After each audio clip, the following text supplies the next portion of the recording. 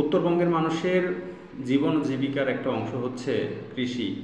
আর এই কৃষি নিয়ে উত্তরবঙ্গের মানুষ তথা রংপুর, তারপরে হচ্ছে ঠাকুরগাঁ, তারপরে হচ্ছে গাইবান্ধা, পীরগঞ্জ, এইরকম অঞ্চলগুলো কিন্তু সৈয়দপুর একটা বিপদের মধ্যে পড়ে গিয়েছেন। তাদের এবার ফসল আলুটা তারা উচ্চ মূল্যে কিন্তু বীজ কিনে তারা কিন্তু রোপণ করেছিলেন এবং আলু চাষ হয়েছে, ভালো চাষ হয়েছে, কিন্তু আলু রাখার মতো কোনো জায়গা নেই। কোল্ড স্টলগুলোতে কৃষকেরা আলু রাখতে পারছেন না, একটা মহা বিপদের মধ্যে পড়ে গিয়েছেন। আলু বাইরে রেখে নষ্ট হয়ে যাচ্ছে, কৃষকের ঘামে ঝরা অর্থগুলো নষ্ট হয়ে যাচ্ছে, আলুর দাম পাচ্ছে না।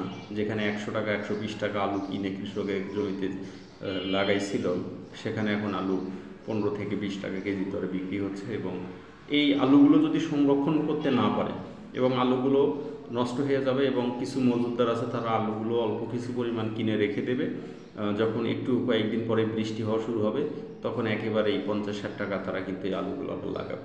তখন কিন্তু কৃষকের যে দুঃখ, সেই দুঃখটাই কিন্তু থেকে যাবে। তথাপি আমাদের সকলেরই নৈতিক দায়িত্ব নিজ নিজ অবস্থান থেকে যেভাবেই হোক আলুগুলোকে সংরক্ষণ করতে হবে। এবং আলুগুলো আমরা যদি ব্যক্তিগতভাবেও প্রত্যেকে 1 মণ 2 মণ করে আমরা কৃষকের কাছ থেকে কিনে নিয়ে মজুত করে আমাদের খাওয়ার জন্য রাখতে পারি, সেটাও কিন্তু কৃষকের জন্য উপকার হবে। তো আমরা সবাই উত্তরবঙ্গের কৃষককে সাহায্য করব, আমরা এগিয়ে আসব।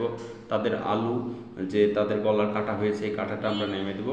আর যদি এভাবেই আমরা কৃষককে অবহেলা করি, তাহলে কৃষক অবশ্যই তাদের কৃষিকাজ থেকে হারিয়ে যাবে এবং তাদের চাষাবাদ তারা বন্ধ করে দেবে। ধন্যবাদ সকলকে।